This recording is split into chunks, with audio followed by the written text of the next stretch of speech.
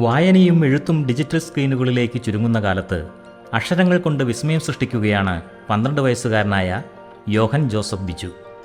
5ാം ക്ലാസ്സിൽ പഠിക്കുമ്പോൾ പുറത്തിറക്കിയ തൻ്റെ ആദ്യ നോവലിൻ്റെ തുടർച്ചയായി രണ്ടാമത്തെ പുസ്തകം പ്രസിദ്ധീകരിച്ചുകൊണ്ടാണ് ഈ 7ാം ക്ലാസ്സുകാരൻ ശ്രദ്ധ നേടുന്നത്.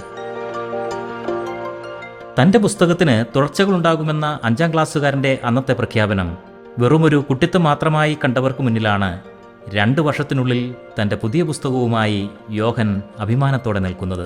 അഡ്വഞ്ചേഴ്സ് ഓഫ് ഡുവോ എന്ന പുസ്തകം നോവൽ പരമ്പരയിലെ അടുത്ത 2 ഭാഗങ്ങൾ ഉൾപ്പെടുത്തിയാണ് പുറത്തിറക്കിയിരിക്കുന്നത്. ആൽമ ബുക്സ് ആണ് ഈ പുസ്തകത്തിൻ്റെ പ്രസാധകർ. പാലാ ചാവറ പബ്ലിക് സ്കൂളിലെ വിദ്യാർത്ഥിയാണ് യോഹൻ. 5ാം ക്ലാസ്സുകാരനായിരിക്കെ യോഹൻ രചിച്ച mission to a mysterious village എന്ന ആദ്യ നോവൽ ഏറെ ശ്രദ്ധിക്കപ്പെട്ടിരുന്നു. അതിനു പിന്നാലെയാണ് ഇപ്പോൾ പുതിയ പുസ്തകവും വായനക്കാരിലേക്ക് എത്തുന്നത്. 5ാം ക്ലാസ്സിൽ ഞാനൊരു ബുക്ക് എഴുതിയായിരുന്നു, mission to a mysterious village.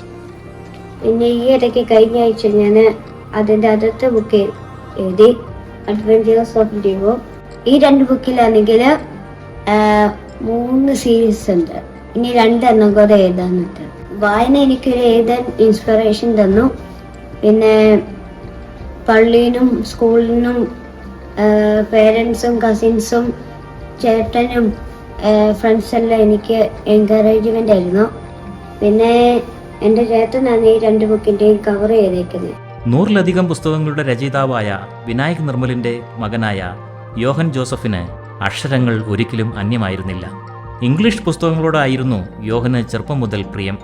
Subhash Chandran, P Vatsala എന്നിവരുടെ ബാലസാഹിത്യ കൃതികൾ, നകുൽ വിജിയുടെ ഗോസ്റ്റ് റൈറ്റർ, അരുന്ധതി റോയിയുടെ the god of small things, Shashi തരൂരിൻ്റെ ദ ഗ്രേറ്റ് ഇന്ത്യൻ നോവൽ എന്നിവ ഈ 12 വയസ്സുകാരൻ വായിച്ചവയിൽ ചിലത് മാത്രം. എഴുത്തിനും വായനയ്ക്കും പുറമെ അഭിനയം, ഗിറ്റാർ വായന, നൃത്തം എന്നിവയിലും യോഹൻ തൻ്റെ കഴിവ് തെളിയിച്ചിട്ടുണ്ട്. പാലാ പ്രവിത്താനം തോട്ടുപുറത്ത് വിനായക് നിർമ്മലിൻ്റെയും അധ്യാപികയായ ഷീജമോൾ തോമസിൻ്റെയും 2ാമത്തെ മകനാണ് ഈ കൊച്ചു പ്രതിഭ.